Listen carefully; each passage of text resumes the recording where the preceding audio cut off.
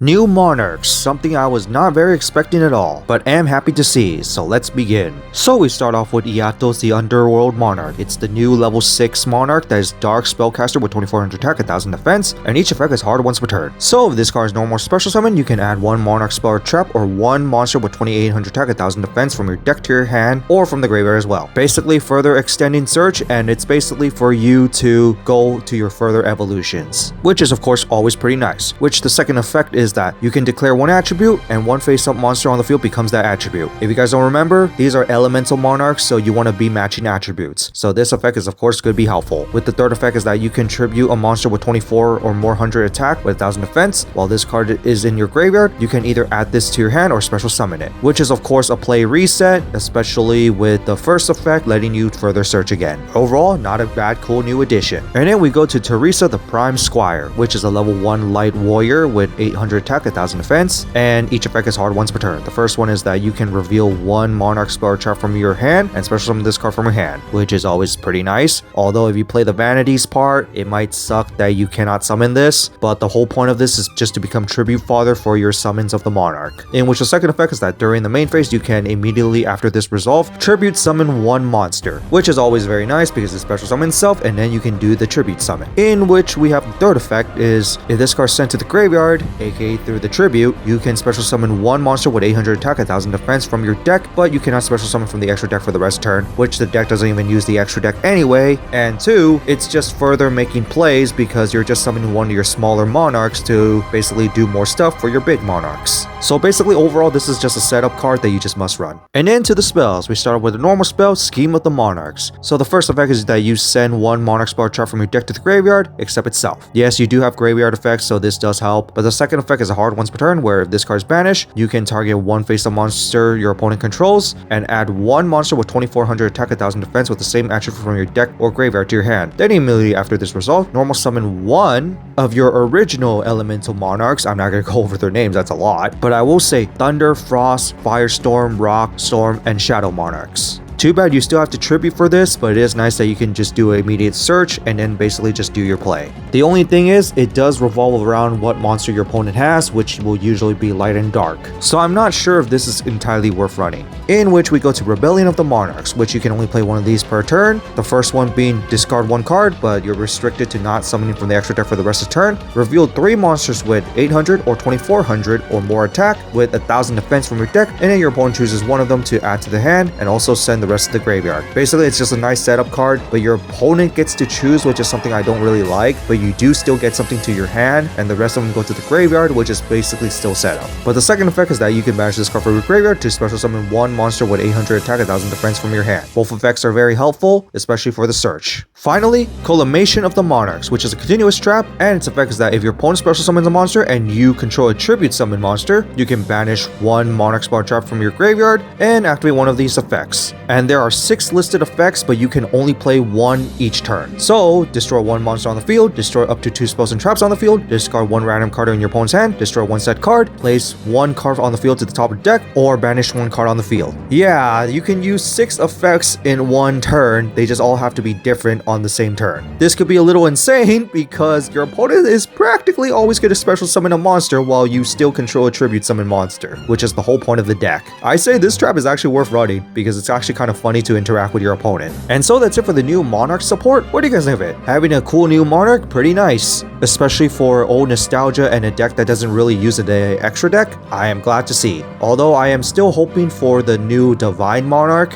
because funny enough, Monarchs was used in the anime and there was one that was the Divine one. But overall, it's just cool stuff to see. But that's it for this, and see you all next time.